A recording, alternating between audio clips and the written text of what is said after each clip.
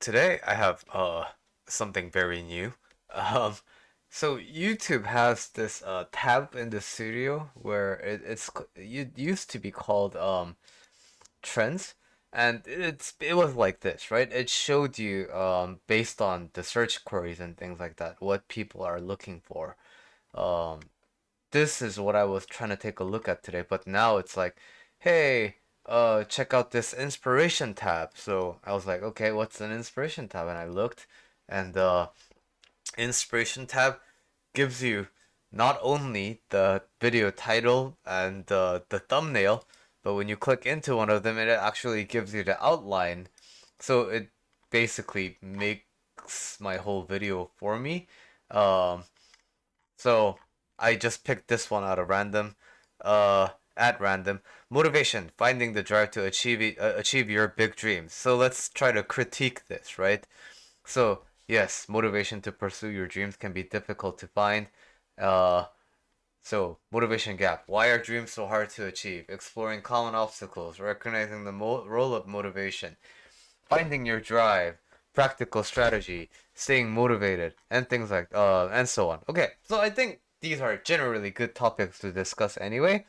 But uh, my approach in motivation is a little bit uh, it's overly simplistic, but at the same time it's essential. So what I'm saying is the things that I'm saying based on the Dharma of the Buddha is kind of all you need in order to, um, you know, be motivated and work on your goals all the time.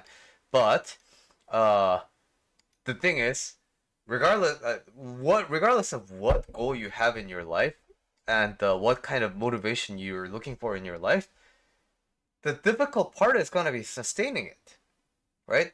So that's obviously the hard part, right? Because it's like, regardless of what kind of motivation you have, you're not gonna necessarily feel it all the time. So the important thing is, how do you stay motivated even when you're not motivated? That's, I think, the more important question to be asking. So, practical strategies. YouTube suggests setting smart goals, specific, measurable, achievable, relevant, time bound. I think that's an excellent tip.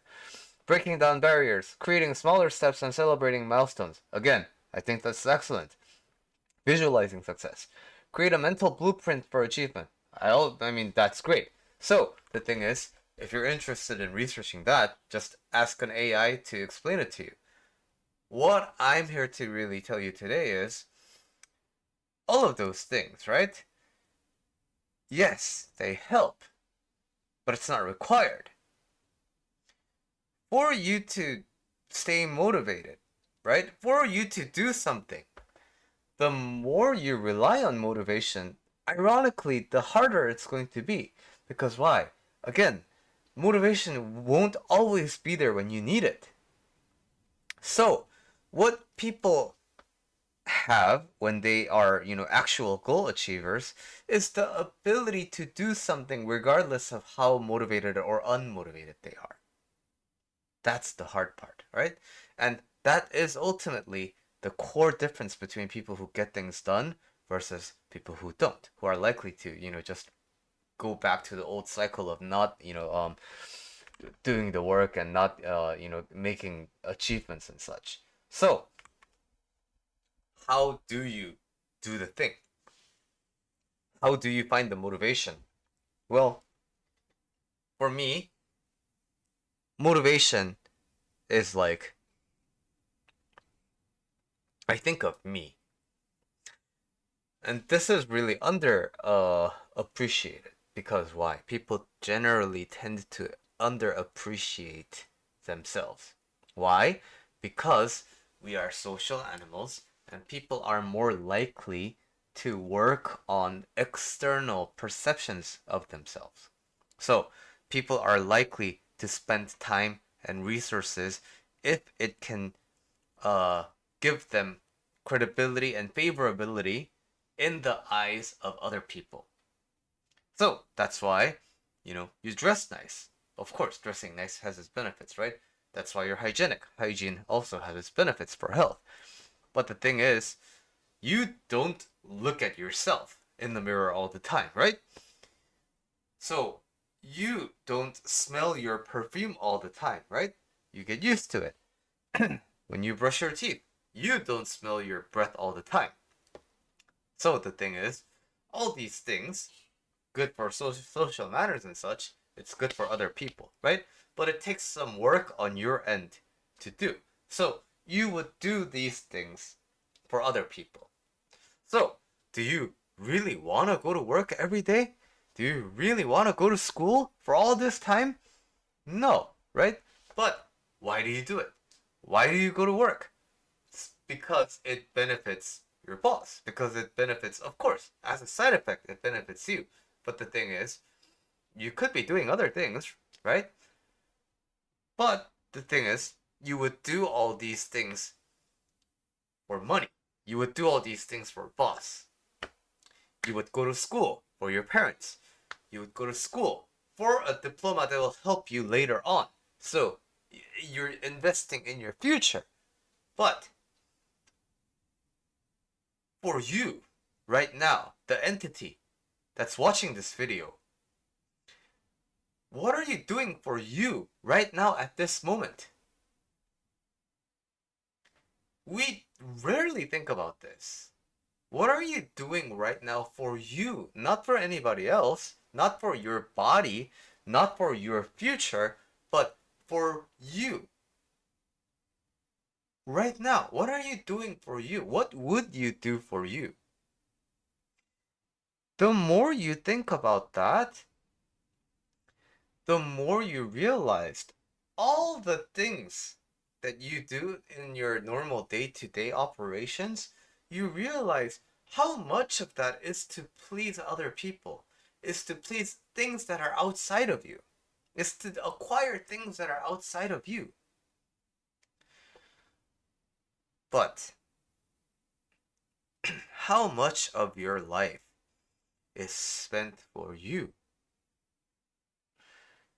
The more you think about this, the more you feel that this whole life situation is kind of nonsensical. We're the ones living this life. You're the one living your life. But you're not really benefiting from it. You're not happy living this life that's lived by you.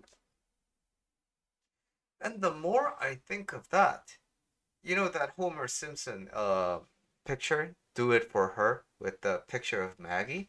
Yeah, a lot of parents, your parents, did it for you, right? But what are you doing for you? That is the question that I ask myself all the time. What am I doing for myself? All the things that I do in my life, I do it for me. I do it so that it benefits me. I do things that are hard for me, but it's good for me. Even though it's hard for me, it's good for me. Therefore, even though I don't want to do it, I do it because I know it's good for me. But to know what is good for you, you need to really have a long discussion with yourself. You need to talk with yourself. Is this actually good for me? Or does it feel like it's good for me, but it's actually not good for me? What is good for me? What am I? These are the deeper level discussions that people are avoiding because people are focusing on the techniques, because people are focusing on the motivation, because people are focusing on the feelings. But ultimately, you're the one who's driving your life, right? Of course, does it benefit you to understand all these psychological tricks and techniques? Of course it does. But none of it is required for you to live a life that's you oriented. And in order to know what is good for you, you don't need to buy any more books. You don't need to buy any more self-help material.